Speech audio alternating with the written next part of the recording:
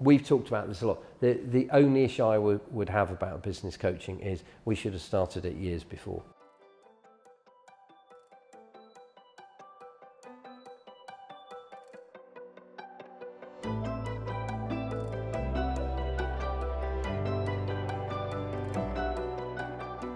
We were aware that we could do more with our business, but I don't think we understood necessarily what that was or how we could achieve it. So we didn't really have enough systems. We didn't systemize the processes we used.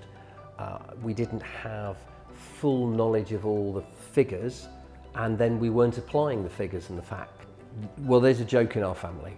So our sons say to us and our daughter, have your own business, run your own company, because you can choose the hours. It's all the hours. And that's true. It's all the hours. You'll work early, eat late, you'll work weekends.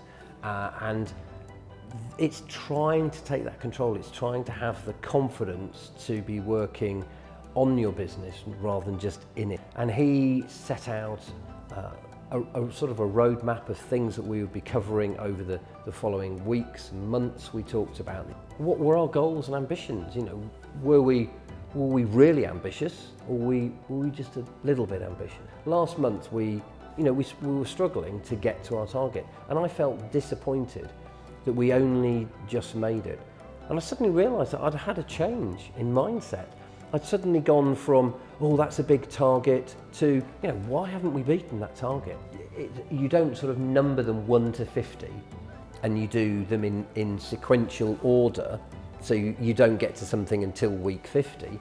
You're doing them all the time in little bits, and that's a really interesting thing, that there's a big sort of mass of information, and it's like the sort of ball of string, and you're constantly pulling bits of string out and then finding the end of it, and that's, oh right, so we understand that better.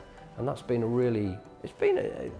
revelation in terms of how more engaged and positive you can be about things that, frankly, aren't always that exciting, aren't they? Absolutely accountable.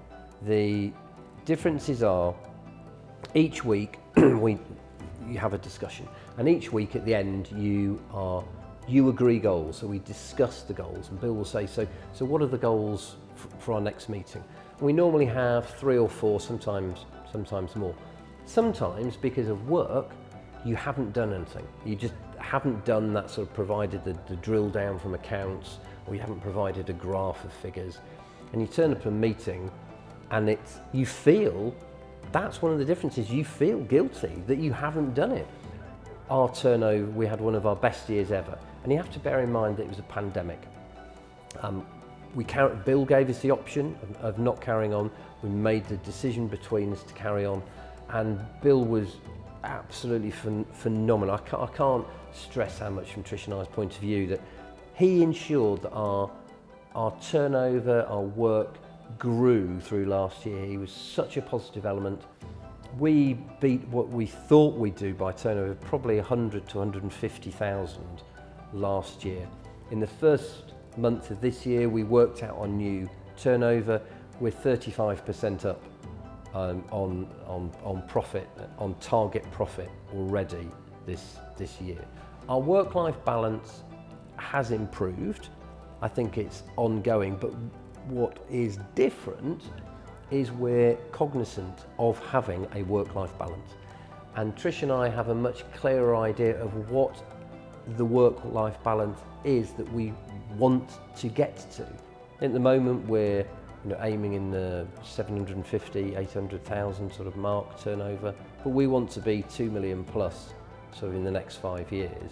Most business owners have that excitement, they have that goal, but it's difficult to see it. And it's as you get the coaching and you progress, it starts to be clearer, and therefore you believe it's more attainable. We're solicitors. We were never trained to run a business. And a business coach is a fantastic asset. It's just pays for itself, supports itself, brings in much, much more than just the coaching to your business.